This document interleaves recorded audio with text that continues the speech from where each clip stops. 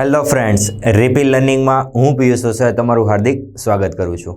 આપણે ઉષ્મા પ્રસારણના છેલ્લા પડાવ એટલે કે ઉષ્મા વિકિરણ એનો થિયરીનો પહેલો ભાગ જોયો હતો અને થોડાક સિદ્ધાંત અને થોડીક ટર્મિનોલોજી જોઈ હતી.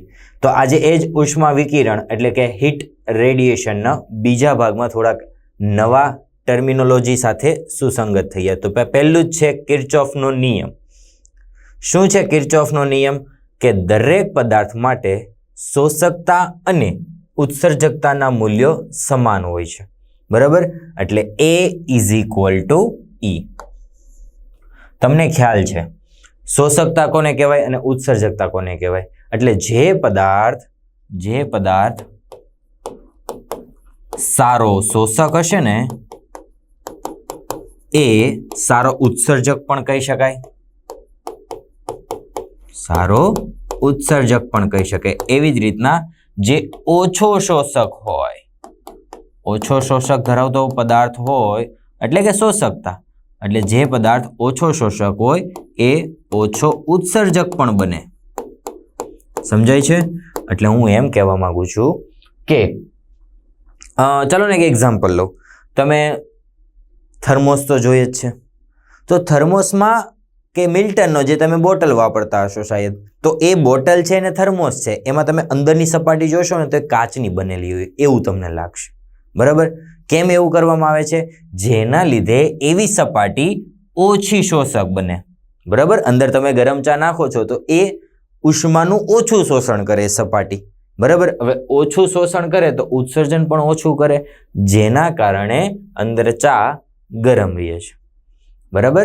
એટલે તમે જ્યારે કોઈ કોમર્સ કે આર્ટ્સ વાળો તમારો મિત્ર હોય અને એ બોટલમાંથી પાણી પીતો હોય તો તમને પૂછવાનું કે ભાઈ કેમ આ અંદર કાચનું છે?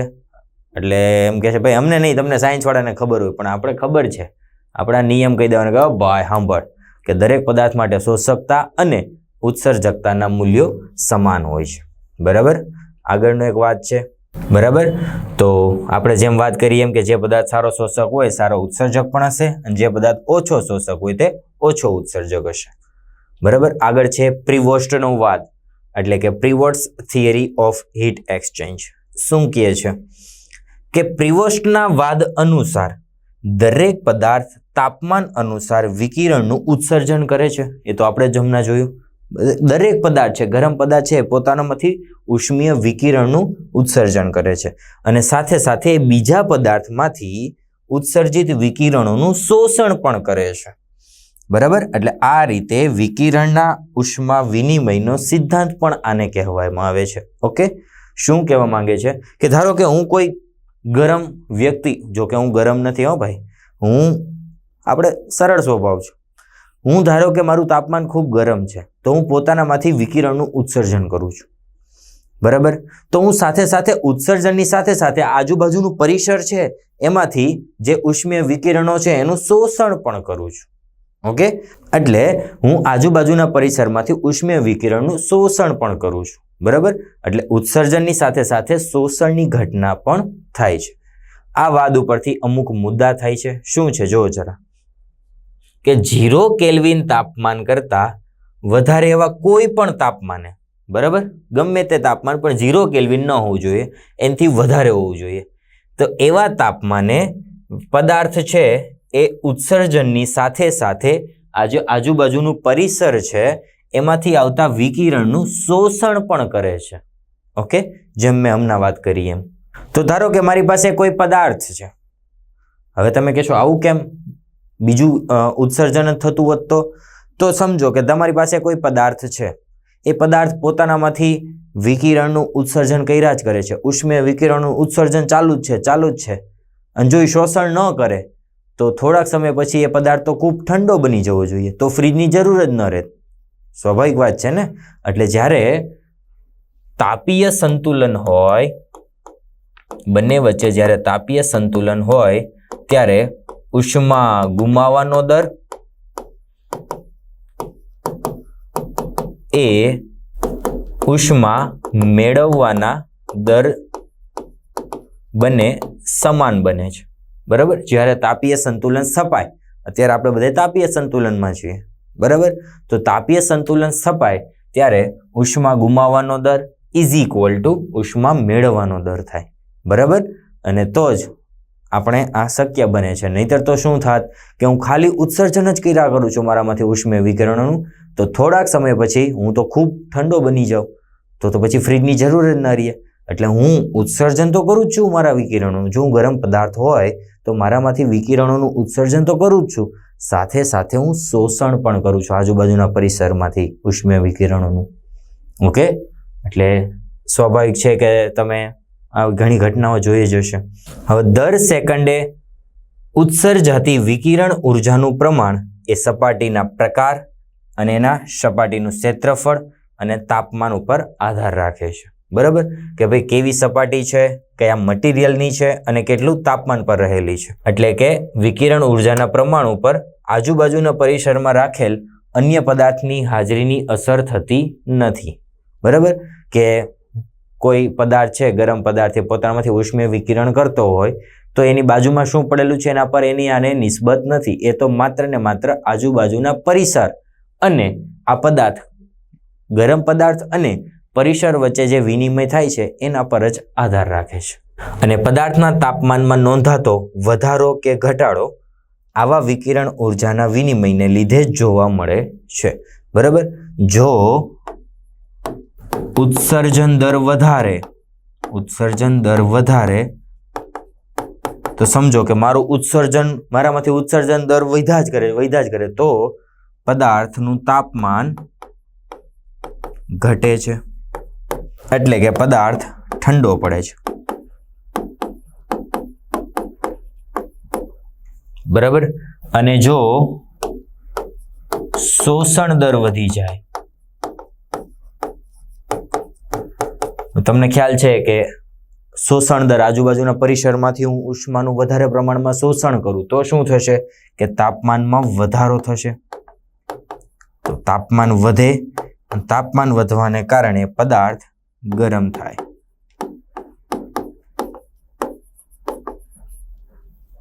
ઓકે, એટલે હવે તમને આ મુદ્દો સમજાઈ જશે કે તાપમાનમાં નોંધાતો વધારો કે ઘટાડો એ આ વિકિરણ ઉર્જા છે એના વિનિમયને લીધે જોવા મળે છે. બરાબર, હું વધારે પ્રમાણમાં ઉત્સર્જન કર્યા જ કરું તો મારું તાપમાન ઘટવાના કારણે હું ઠંડો પડીશ, અને જો હું આજુબાજુના પરિસરમાંથી શોષણ વધાર્યા જ કરું તો હું તાપમાન મારું વધી જશે અને હું ગરમ બની જઈશ. ઓકે, તો આગળનો કંઈક નિયમ છે સ્ટીફન બોલ્ટ્ઝમેનનો નિયમ. તો કે આપેલા તાપમાને પદાર્થનો કુલ ઉત્સર્જન પાવર એ પદાર્થની સપાટીના નિરપેક્ષ તાપમાનના ચતુર્થ ઘાતના સમપ્રમાણમાં છે. હવે આ ટર્મિનોલોજી તમને ખ્યાલ છે. કુલ ઉત્સર્જન પાવર આપેલ તાપમાને એકમ ક્ષેત્રફળમાંથી દર સેકન્ડે ઉત્સર્જાતી વિકિરણ ઉર્જાને આપણે કુલ ઉત્સર્જન પાવર કહેતા હતા. તો એ કુલ ઉત્સર્જન પાવર છે એ પદાર્થની સપાટીના જે નિરપેક્ષ તાપમાન છે એના 4 ઘાતના સમપ્રમાણમાં છે. કંઈક આ સ્વરૂપે કહી રહ્યું છે.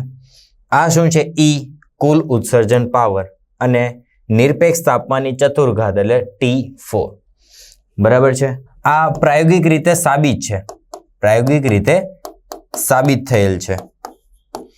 અને એની સાબિતી તમને મેં કીધું એમ મેક્સ પ્લાન્ક, મારા ફેવરિટ વૈજ્ઞાનિક, મને બહુ જ ગમે મેક્સ પ્લાન્ક. એનું જીવન ચરિત્ર સારું છે ને એની શોધ પણ ઘણી સારી છે. એટલે મેક્સ પ્લાન્ક શબ્દ આવ્યો એટલે આપણાથી ન રહેવાયું, એટલે મેં કહી દીધું કે મેક્સ પ્લાન્કે આની એક આખી થિયરી પ્રાયોગિક રીતે પ્રૂવ કરીને આપેલી છે. બરાબર છે. તો સ્ટીફન બોલ્ટ્ઝમેનનો નિયમ છે કંઈક ઈ ચલે છે T4. તમને ખ્યાલ છે જ્યાં ઈ કુલ ઉત્સર્જન પાવર અને T નિરપેક્ષ તાપમાન. સમપ્રમાણતાનું ચિહ્ન છે. સમપ્રમાણતા નીકળશે કંઈક અચળાંક આપતું જશે, તો એ સમપ્રમાણતાનું ચિહ્ન નીકળે છે અને અચળાંક આપે છે સિગ્મા ઇન્ટુ ઈ. પણ તમને ખ્યાલ છે વ્યાખ્યા શું છે કુલ ઉત્સર્જન પાવરની? એકમ ક્ષેત્રફળ દીઠ દર સેકન્ડે ઉત્સર્જાતી કુલ વિકિરણ ઉર્જાને આપણે કહીએ કુલ ઉત્સર્જન પાવર. ઓકે, એટલે ઈની જગ્યાએ હું કુલ ઉત્સર્જન પાવરની વ્યાખ્યા મુજબ Q/A ઇન્ટુ T મૂકી શકાય. બરાબર ને? આ શું છે? વિકિરણ ઉર્જા. વિકિરણ ઉર્જા, આ છે ક્ષેત્રફળ, આ છે સમય. ઓકે, તમને ખ્યાલ છે કે Q/T ઉર્જાના છેદમાં સમય એટલે H. ઓકે, H એટલે પ્રવાહ, ઉષ્મા. હવે તમને ખ્યાલ છે Q/T એટલે તો H. ઓકે, તો Q/T ની જગ્યાએ આપણે H લખી દઈએ તો H = Q/T. આ એ સામે ગુણાઈ જશે તો બનશે સિગ્મા EA T⁴. બરાબર, જ્યાં H શું છે તો કે ઉષ્મીય વિકિરણ માટેનો ઉષ્મા પ્રવાહ. ઓકે, અને હા, આ સૂત્ર તમારે ખાસ યાદ રાખવાનું છે. શું છે કે E = સિગ્મા ET⁴ છે. બરાબર છે. આને હું વ્યાખ્યા મુજબ, કુલ ઉત્સર્જન પાવરની વ્યાખ્યા મુજબ લખું તો Q/AT આવશે = સિગ્મા ET⁴. આવું થાય, જે અહીંયા લખેલું જ છે, મેં કઈ નવીન નથી કરેલું. પણ આ શું છે? આ છે ઉર્જા અને આ છે સમય. તો એકમ સમયમાં ઉર્જા આપણે એને કહીએ પાવર. એટલે પાવર P = A, કારણ કે Q/T ની જગ્યાએ આપણે P લખ્યું ને, છેદમાં A સિગ્મા ET⁴. પાવર માંગેલો હોય તો પાવરનું સૂત્ર પણ આ જ આવશે. ઓકે, એટલે આપણે જ્યારે હમણાં દાખલા ગણશું તો આપણે જ્યારે હવે MCQ પોર્શન જોઈશું તો એમાં પાવરનું ડાયરેક્ટ સૂત્ર આ મૂકેલું હોય તો આ રીતે આવે છે, એ તમારે જરાક સમજી લેવાનું. ઓકે, જો T તાપમાન વાળો પદાર્થ TS તાપમાન વાળા પરિસરમાં, જ્યાં પદાર્થનું તાપમાન વધારે છે પરિસર કરતા, માત્ર વિકિરણ દ્વારા જ ઉષ્મા ગુમાવાતી હોય. બરાબર, ઉષ્માનયન કે બીજા કોઈ રીતે નહીં, માત્ર વિકિરણ દ્વારા જ ઉષ્મા ગુમાવાતી હોય તો ઉષ્મા ગુમાવવાનો દર શું હોય? તો હીટ લોસ = dQ/dt. બરાબર છે. હવે એમાં સિગ્મા E એ તો અચળાંક જ છે અને સપાટી એ પણ, ક્ષેત્રફળ પણ અચળાંક જ હશે. તો માત્ર ને માત્ર T⁴ - TS⁴ થાય. આ સમીકરણ ખાસ યાદ રાખો. આગળનું સમીકરણ છે એના જેવું જ છે, બીજું કંઈ જ નથી. માત્ર આપણે ઉષ્મા ગુમાવવાનો દર, હીટ લોસ, એની વેલ્યુએશન શું હોય, આ કદાચ MCQ માં પૂછી નાખે તો તમારે ડાયરેક્ટ આ જ સૂત્ર મૂકવાનું રહેશે. ઓકે, હવે તમને ખ્યાલ છે આપણે આટલી મંજિલ ખેડ્યા પછી કે dq = mc∆t. કેલરોમેટ્રીમાં તમે આનો ઘણો એવો ઉપયોગ કરીને MCQ પણ સોલ્વ કરેલા હશે. તો dq = mc∆t. હવે હું શું કરું છું કે આ બંને બાજુ સમય સાપેક્ષે વિકલન કરી દઉં છું તો dQ/dt આવી જશે. mc કોન્સ્ટન્ટ છે તો dT/dt. બરાબર, અને આગળ માઇનસ આવશે. કેમ ભાઈ માઇનસ? તો એનું રીઝન લખ્યું છે કે સમય જેમ વધશે એમ તાપમાનમાં ઘટાડો થશે. બરાબર, હું કોઈ ગરમ તાપમાન હોય, હું વિકિરણનું ઉત્સર્જન કરું જ છું. બરાબર, પણ અમુક સમય પછી સમયમાં વધારો થાય, સમય વધે એમ મારા તાપમાનમાં ઘટાડો થાય, એટલે મારે માઇનસ બતાવ્યું છે. તો -mc∆T/t એની વેલ્યુએશન dQ/dt જેટલી છે. dQ/dt તો મોટા ભાઈ આ છે, તો એ વેલ્યુએશન પણ આપણે સરખાવી શકીએ. ઓકે, આ જે વેલ્યુએશન છે એ છે dQ/dt ની, અને dQ/dt નું આ પણ એક મૂલ્ય ખરું. તો આ સમીકરણમાં -dT/dt શું બતાવે છે કે તાપમાનમાં સમય સાથે જે ઘટાડો થાય છે, પણ સમય સાથે તાપમાનમાં ઘટાડો થાય એને તો હું શું કહું છું? ઠંડુ પડવું, એટલે ઠંડા પડવાનો દર છે. ઠંડા પડવાનો દર એટલે -dT/dt. બરાબર, તો એ કેટલું બચશે? તો MC નીચે જતું રહેશે. બરાબર, ચલો ભૂલી જાઓ, આ MC અહીંયા હતું જ નહીં, અહીંયા આવી ગયું m/c. પણ મને દળમાં રસ નથી તો મારી પાસે દળનું સમીકરણ પણ છે કે ઘનતા = દળના છેદમાં કદ. તો m = ઘનતા ગુણ્યા કદ. તો આ કાઢી નાખું, એની બદલે આવી જશે હવે ρ × v. જોઈ લો, sigma EA/ρVc T⁴ - TS⁴. Okay, બધા સૂત્રો ખાસ યાદ રાખજો, આજે અમને આપણે મેળવ્યું એ જ. તો બે સમાન દ્રવ્યના સમાન તાપમાન ધરાવતા પરંતુ જુદા જુદા પરિમાણના પદાર્થો હોય, બરાબર, દ્રવ્ય સમાન છે, તમને કહી દીધું કે ભાઈ બે આ મટીરિયલના ગોળાઓ છે અને સમાન તાપમાન ધરાવતા હોય, પરંતુ પરિમાણ જુદા જુદા હોય, એકની ત્રિજ્યા r આપી હોય અને બીજાની આપી હોય 2r, આવી સિચ્યુએશન હોય અને એક સમાન પરિસરમાં મૂકવામાં આવે તો એનો ઠંડા પડવાના દરનો ગુણોત્તર કેટલો હોય? તો આ ઠંડા પડવાનો દર છે એને હું કહું રેટ ઓફ કુલિંગ ઓફ 1, એટલે પહેલો જે પદાર્થ છે એનો ઠંડા પડવાનો દર, ને આ 2 એટલે બીજા પદાર્થનો ઠંડા પડવાનો દર. જોઈ શકાય કે ક્ષેત્રફળના સમપ્રમાણમાં છે એટલે A1/A2 અને કદ તમે જોઈ શકો કે વ્યસ્ત પ્રમાણમાં છે એટલે V2/V1. ઓકે, એટલે આ પણ ખાસ યાદ રાખજો. આના રિલેટેડ ઘણા MCQ છે. એટલે તમે જે હેન્ડબુક બનાવો છો, તમારી જે સૂત્રોની ડાયરી, એમાં બધા જ ઇક્વેશનને સારા એવા પ્રમાણમાં અને મોટા અક્ષરે નોટેડ કરી રાખજો. આના MCQ તો ઘણા બધા છે, મેં તમને કીધું એ જ પ્રમાણે પૂછાશે, બરાબર. અથવા ક્ષેત્રફળ તો અલગ આપેલું જ હોય, કદાચ તાપમાન પણ અલગ આપેલું હોય કે એક ગોળાને T તાપમાને રાખે છે તો બીજા ગોળાને કેપિટલ 2T તાપમાને રાખે છે, તો શું થાય? તો આગળ કોનો સિદ્ધાંત છે જોઈએ? વિનનો સ્થળાંતરનો નિયમ. વિન, યસ, વિન ડીઝલ નથી પણ કામ વિન ડીઝલ જેવું જ છે. વિન ડીઝલ જેમ ફાસ્ટ એન્ડ ફ્યુરિયસમાં કેમ હેડ કહેવાતો અને એને જોવાની પણ મજા આવે, તો એવી જ રીતના વિન છે એ થર્મોડાયનેમિક્સનો ભીષ્મ પિતામહ કહેવાતો, બરાબર. એટલે બહુ સારી એવી શોધ હતી અને સારા એવા પ્રમાણમાં થર્મોડાયનેમિક્સમાં એને આગળ પડતી શોધ પણ કરેલી. એટલે તમારા મનમાં એમ થાય આ ન હોત તો 2 થિયરી ઓછી કરવાની થાત ને, પણ નહીં, એના લીધે આપણે ઘણું એવા અમુક પેન્ડેમિક જે પ્રોબ્લેમ્સ હતા એને આપણે સોલ્વ કરી દીધા છે. તો વિનનો સ્થળાંતરનો નિયમ શું છે જોઈએ જરા. કે સંપૂર્ણ કાળો પદાર્થ છે એમાંથી ઉત્સર્જિત વિકિરણનો સ્પેક્ટ્રલ ઉત્સર્જિત પાવર, આ ટર્મિનોલોજી પણ તમને ખબર છે, બરાબર. કુલ ઉત્સર્જિત પાવર હતો એની ઉપર જે આપણે ચલાવ્યું હતું એ આ જ હતું. ન જોયું તો ફરીથી જોઈ લો, બરાબર. એટલે સંપૂર્ણ કાળા પદાર્થમાંથી ઉત્સર્જિત વિકિરણોનો સ્પેક્ટ્રલ ઉત્સર્જિત પાવરનું મૂલ્ય દરેક તરંગ લંબાઈ માટે સમાન નથી, બરાબર. આલેખ પરથી જોઈએ. બીજું તમને કહી દઉં કે આ જે આલેખ છે એ આખો આલેખ પૂછાયેલો હશે, આખો આલેખ પૂછાયેલો છે. શું છે આલેખ? થોડુંક એનાલિસિસ કરીએ ચાલો. તો આ છે એ સ્પેક્ટ્રલ ઉત્સર્જિત પાવર છે અને આ છે તરંગ લંબાઈ. હવે તમને ખ્યાલ છે કે કોઈ પદાર્થને ગરમ કરવું એટલે તેમાંથી કંઈક તરંગ લંબાઈ ઉત્સર્જિત થાય છે. એ તરંગ લંબાઈનો અને પાવરનો આપણે હમણાં કંઈક સંબંધ જોઈશું. હવે તમે જુઓ, અહીંયા જોઈ શકાય છે કે દરેક તાપમાન માટે સ્પેક્ટ્રલ ઉત્સર્જન પાવર અલગ અલગ છે. જોઈ શકાય છે કે તાપમાનમાં જેમ ફેરફાર થાય છે એમ તેના સ્પેક્ટ્રલ ઉત્સર્જિત પાવરમાં પણ ફેરફાર થાય છે, બરાબર. હવે અહીંયા એક કન્ડિશન આપી દીધી છે. શું આપેલી છે?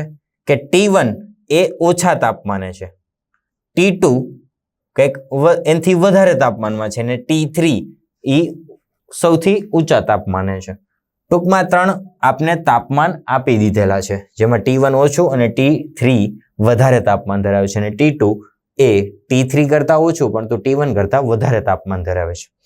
ઓકે, તો અહીંયા જુઓ, આ T3 જે ગ્રાફ બતાવે છે, સ્પેક્ટ્રલ ઉત્સર્જિત પાવરનો જે ગ્રાફ બતાવે છે, એમાં જે મહત્તમ ઉત્સર્જન છે અહીં તમે જુઓ લેમ્ડા એમ. લેમ્ડા એમ શું છે? તો કે લેમ્ડા એમ એ કોઈ મહત્તમ તરંગ લંબાઈ નથી, મહત્તમ તરંગ લંબાઈનું મૂલ્ય નથી આપતું.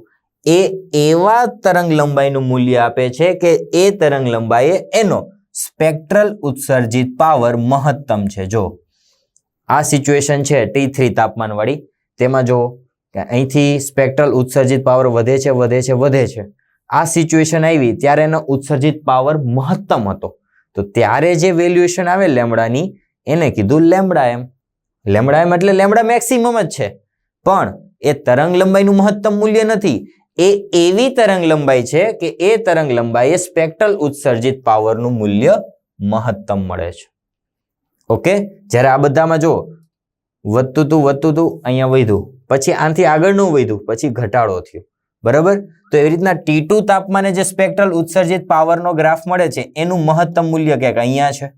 તો ત્યારે જે મને કંઈક તરંગ લંબાઈનું મૂલ્ય મળશે એ છે લેમડા m2 અને આ છે T1. તો T1 નું મહત્તમ મૂલ્ય અહીંયા છે લેમડા m1. હવે તમે એક વસ્તુનું એનાલિસિસ કરો. T1 તાપમાન હતું ત્યારે મહત્તમ સ્પેક્ટ્રલ ઉત્સર્જિત પાવર હતો લેમડા m1. આનું કહી દઉં લેમડા m2, તો એવી રીતના થશે લેમડા m3. ઓકે, જો T1 હતું ત્યારે મહત્તમ, જો લેમડાનું મૂલ્ય, લેમડા મહત્તમનું મૂલ્ય વધારે છે. તાપમાન વધ્યું, આ લેમડાનું મૂલ્ય ઘટ્યું. હજી તાપમાન વધ્યું તો લેમડા m3 નું મૂલ્ય હજુ ઘટ્યું. એટલે આ છે એનો સંબંધ કંઈક આ રીતે બતાવી શકાય. બરાબર, ઇન શોર્ટ હું એમ કહી શકું કે આ લેમડા અને તાપમાન બંને વ્યસ્ત પ્રમાણમાં છે. જ્યારે T1 તાપમાન હતું એટલે કે ઓછું તાપમાન હતું ત્યારે જે લેમડા m ની વેલ્યુ મળી, લેમડા મેક્સિમમની વેલ્યુ મળી એ વધારે છે. જ્યારે બીજું તાપમાન થોડુંક વધાર્યું તો લેમડા મેક્સિમમની વેલ્યુ ઘટી, અને હજુ થોડું તાપમાન વધાર્યું તો લેમડા મેક્સિમમની વેલ્યુ પહેલા બંને કરતાં પણ ઓછી આવી. એટલે હું એમ કહી શકું કે આ બંને વચ્ચે વ્યસ્ત પ્રમાણનો સંબંધ છે, કંઈક આ રીતે. સમજાય છે ને? ઓકે, તો કોઈ પણ તરંગ લંબાઈ લેમડા m માટે E લેમડા મહત્તમ બને છે. અને આપણે શું જોયું કે આપણે એટલે વિનભાઈએ જોયું હતું, પણ આપણે એનું એનાલિસિસ કર્યું. આપણે શું જોયું? પદાર્થનું તાપમાન વધતા લેમડા m નું મૂલ્ય ઘટે છે. ઓકે, અને આપણે એક પ્રયોગ દ્વારા પણ આને એનાલિસિસ કરી શકીએ. જેમ કે લોખંડનો સળિયો છે મારી પાસે. આ લોખંડનો સળિયો છે એને હું સૌથી પહેલા ગરમ કરું છું. ગરમ કરીશ તો મને કંઈક ઝાંખો લાલ કલર મળશે એનો. બરાબર, પછી થોડોક વધારે ગરમ કરું એટલે પરફેક્ટ લાલ કલર મળશે. પછી હજુ થોડો વધારે ગરમ કરશું એટલે ઓરેન્જ કલર એટલે કે નારંગી કલર મળશે. હજી થોડુંક વધારે તાપમાન કરું, તાપમાન વધારીશ એટલે કંઈક નારંગી રંગનો પીળો રંગ બની જશે. પછી વળી પાછો હજુ તાપમાન વધારું છું, પીળો રંગ છે કદાચ ભૂરો બની જશે. અને ફાઇનલી છેલ્લે અંતિમ એ સફેદ કલરમાં દેખાશે તમને. બરાબર, એટલે સળિયાનું જેમ તાપમાન વધારીએ, અહીંથી આમ જાઓ તાપમાન વધે જ છે. તાપમાનમાં આ રીતે આપણે વધારતા ગયા એટલે તાપમાન આ રીતે વધે છે. સામે તમે તરંગ લંબાઈ જુઓ તો તરંગ લંબાઈ છે એ સૌથી વધારે લાલ રંગની તરંગ લંબાઈ વધારે છે. પછી અનુક્રમે નીચે જતા જાઓ એમ તમને ખ્યાલ છે જાની, વાલી, પી, ના, રા, તો એમાં જે ઉપરનો રંગ છે એની તરંગ લંબાઈ વધારે હોય, એટલે જ એનું વિચલન ઓછું થાય. તમે 12મા ધોરણમાં ઓપ્ટિક્સમાં સમજશો. બરાબર, તો ઉપર અહીંયા તરંગ લંબાઈ વધુ, પછી ઓછી, એટલે તરંગ લંબાઈ ઘટે છે. દેખાયું? એટલે આ વસ્તુ એનાલિસિસ કરી એમને કે તાપમાન વધે છે એમ તરંગ લંબાઈમાં ઘટાડો થાય છે. બરાબર, તો હું એને વ્યાપક રીતે એમ લખી દઉં કે લેમડા m ચલે છે 1/t. એટલે એનાલિસિસ પણ થઈ ગયું, ગ્રાફ પણ એવું જ બતાવે છે. તો એનો નિયમ કંઈક લેમડા m ચલે છે t, આ t સામે ગુણાઈ જાય તો લેમડા m ઇન્ટુ t ચલે છે કંઈક અચળ વેલ્યુ આવશે. ઓકે, તો લેમડા m ઇન્ટુ t સમપ્રમાણતા નીકળશે, એક અચળાંક આપતું જોશે જેને હું કહી દઉં b. અને b છે એ અચળાંક નહીં પણ વિનનો અચળાંક કહેવાય. બરાબર, અને એની વેલ્યુએશન કેટલી છે તો કે 2.9 ગુણ્યા 10⁻³ મીટર ઇન્ટુ કેલ્વિન. બરાબર, આ તરંગ લંબાઈ એટલે મીટર, અને ટી તાપમાન એટલે કેલ્વિન. ઓકે, એટલે ખાસ તમારે આ સમીકરણ તો યાદ રાખવાનું જ છે, જોડે આ વેલ્યુ પણ યાદ રાખવાની છે. બરાબર, એટલે મેં તમને કીધું હતું એમ કે વિન એ ભીષ્મ પિતામહ કહેવાય. પેલો જે વિન છે વિન ડીઝલ એ ગાડીઓનો ભીષ્મ પિતામહ કહેવાય. એવી જ રીતના આ જે વિન છે એ થર્મોડાયનેમિક્સનો ભીષ્મ પિતામહ કહેવાય. બરાબર, કારણ કે આ બધી વસ્તુ આવી તમે જોઈ શકો કે બહુ ડેન્જર વસ્તુ એનાલિસિસ કરી અને આ આપને દેખાય પણ છે અને એની સાથે પણ સુસંગત છે, એટલે એ વાર્તામાં કવિ ફેંકતા નહોતા, એ કન્ફર્મ થઈ. Okay, and last but not the least, solar અચળાંક, કે જેમાંથી 2 પ્રશ્ન પૂછાઈ ગયેલા છે, જીમાં 2 અને નીટમાં પણ 2, અને છે એકદમ સરળ જ. ઓકે, તો સોલર કોન્સ્ટન્ટ કોને કહેવાય? વાવ, આ છે આપણા સૂર્યાભાઈ. સૂર્યાભાઈની ત્રિજ્યા છે RS. બરાબર, RS એટલે રોયલ સ્ટેજ નહીં, રેડિયસ ઓફ સન એટલે સૂર્યની ત્રિજ્યા. TS ટેમ્પરેચર ઓફ સન, સૂર્યનું તાપમાન. એ સૂર્યના કેન્દ્રથી આ પૃથ્વીનું અંતર ધારો કે છે સ્મોલ r. બરાબર છે?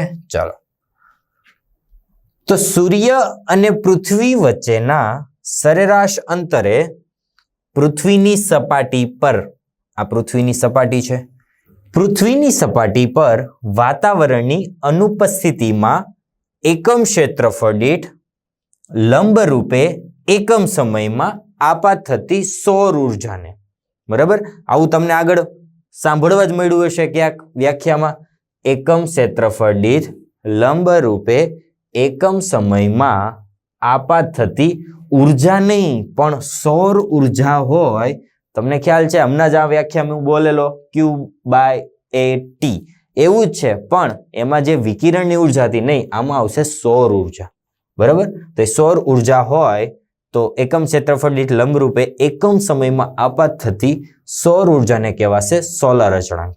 ઓકે, સોલર અચળાંકને આપણે S વડે દર્શાવાય છે અને તેનું મૂલ્ય ખાસ યાદ રાખજો, 1340 વોટ પ્રતિ મીટર સ્ક્વેર છે.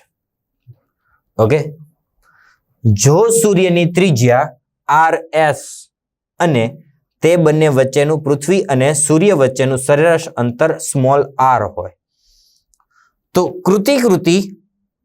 આ કૃતિ પરથી કહી શકીએ કે RS ત્રિજ્યાના અને TS તાપમાન ધરાવતા સૂર્યમાંથી, આ જે સૂર્ય જે ઝગમગે છે એમાંથી એકમ સમયમાં, લખાણ થોડુંક જીનીટમાં NCERT નું લેવાનું કારણ એ છે કે કદાચ જો તમને વચ્ચેથી 1-2 કનેક્શન છૂટી ગયા, જો તમે લખી રાખ્યો હોય તમને એકદમ સરળતાથી સમજ પડી જાય કે આમાંથી જે સૂર્ય છે જેની ત્રિજ્યા RS છે, તાપમાન કેપિટલ TS છે, એમાંથી એકમ સમયમાં જેટલી વિકિરણ ઉર્જા અહીંથી ઉત્સર્જિત થાય છે, જે આ બધી દેખાય છે ને લાઈનો, એ જેટલી વિકિરણ ઉર્જા ઉત્સર્જિત થાય છે તેટલી જ વિકિરણ ઉર્જા, આ બધી જ તેટલી જ વિકિરણ ઉર્જા એકમ સમયમાં r અંતરે રહેલા આ ગોળો, r અંતરે રહેલા ગોળાની સપાટી પર આપાત થાય છે. સમજો શું કહેવા માંગે છે કે આમાંથી જેટલું ઉત્સર્જન થાય છે, આ ગોળો નથી કહેતો, એમાંથી તો બહુ નાનો એવો ભાગ પસાર થશે, આ ગોળાની વાત કરે છે. બરાબર, r ત્રિજ્યા ધરાવતા r અંતરે રહેલા આ કાલ્પનિક ગોળો છે, એ કાલ્પનિક ગોળો એના પર આપાત થશે અને આ એટલી જ ઉત્સર્જિત કરશે. ઓકે, એટલે એ મુજબ કહેવા માંગે છે.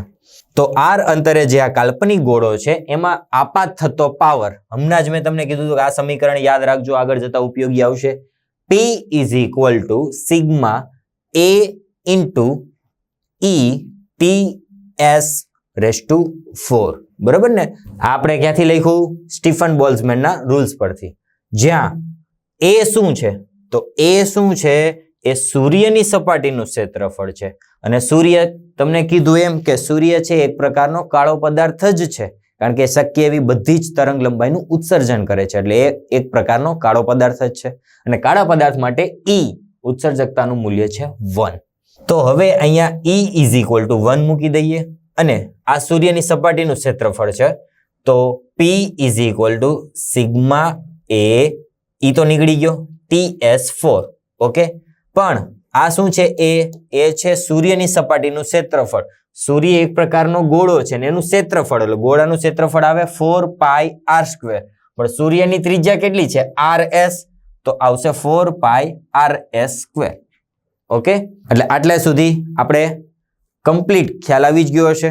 હવે સોલર અચળાંકની વ્યાખ્યા યાદ કરો કે પૃથ્વીની સપાટી પર એકમ ક્ષેત્રફળ અને એકમ સમય દીઠ આપાત થતી સૌર ઉર્જાને આપણે કહેતા હતા સોલર અચળાંક. તો સોલર અચળાંકની વ્યાખ્યા મુજબ એકમ ક્ષેત્રફળ, એકમ સમયે આપાત થતી સૌર ઉર્જા, આ ઉર્જા છે ક્યુ.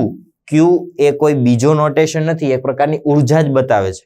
એટલે પૃથ્વીની સપાટી પર આપાત થતી ઉર્જા.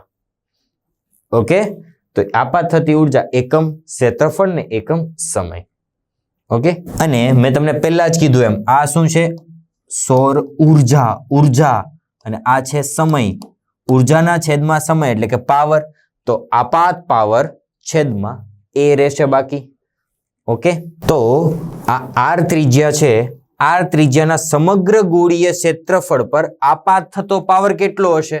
તો કે પી ઇઝ ઇક્વલ ટુ આ સામે ગુણે જાય એસ ઇન્ટુ એ. બરાબર? શું કે P is equal to S into A. પણ હવે જે એ આવશે ને એ કયો છે? તો કે આ આપાત કોના પર થાય છે? એ. એટલે એનું ગોળાનું ક્ષેત્રફળ શું આવશે? 4 pi small r square. Okay, confusion ન થવું જોઈએ કે આર ત્રિજ્યાના સમગ્ર ગોળીય ક્ષેત્રફળ પર આપાત થતો પાવર. તો P is equal to S into A. એની જગ્યાએ આવશે 4 પાઈ. આની ત્રિજ્યા કેટલી? તો કે સ્મોલ આર. તો 4 pi small r square. Okay, પણ હમણાં આગળ આપને P ની વેલ્યુ શું મળી સ્ટીફન બોલ્ટ્ઝમેનના રૂલ પરથી? કે sigma 4 pi r s square અને TS રેઝ ટુ 4. ઓકે, આ કિંમત હવે આ P ની જગ્યાએ હું ન મૂકી શકું. જો ને P ઇઝ ઇક્વલ ટુ આ જે વેલ્યુ છે આખી વેલ્યુ અહીંયા મૂકી શકું. ચલો મૂકી દઉં. Sigma 4 pi r s square TS આવશે. TS raise to 4 is equal to S 4 pi small r square. Okay, ચલો 4 પાઈ કટ થઈ ગયા. બીજું તો કઈ કટ થયું નથી, તો શું બચશે? S into small r square. Okay, is equal to sigma r s square into TS raise to 4. તો આ સૂત્ર પણ તમારે ખાસ યાદ રાખવાનું છે. પછી જો તમને કીધું હોય કે આમાંથી પૃથ્વીની ત્રિજ્યા ધારો કે R0 હોય, પૃથ્વીની ત્રિજ્યા જો R0 હોય તો એના દ્વારા આપાત થતી વિકિરણ ઉર્જા કેટલી હશે? તો એ આપણો MCQ પહેલો જ છે. ઉષ્મા વિકિરણનો પહેલો જ MCQ.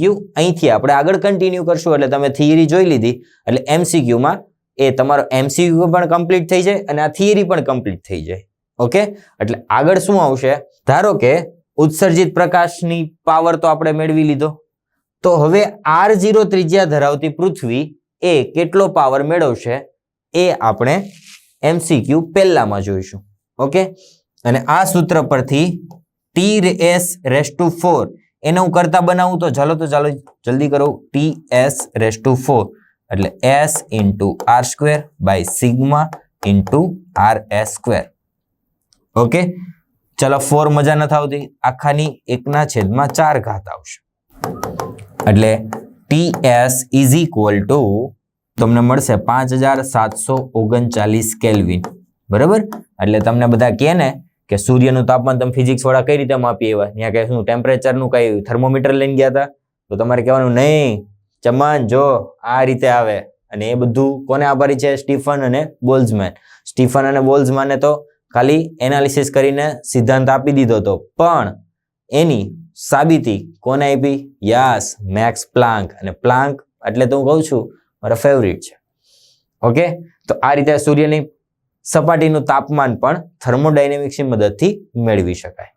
તો આશા છે કે તમને આ સેશનમાં બહુ સારી રીતે સમજ પડી ગઈ. જે નવી ટર્મિનોલોજી આવેલી છે બધી જ ટર્મિનોલોજીને તમે સારી રીતે સમજેલા હશો. જો ન સમજાય તો વારંવાર રિપીટ કરો, એના સૂત્રો યાદ રાખો, લખીને રાખો અને બધું મિક્સ ન થઈ જાય એનું ખાસ ધ્યાન રાખો. અને કઈ પણ તકલીફ જણાય તો બેઝિઝક રીપીનો સંપર્ક કરો. All the very best.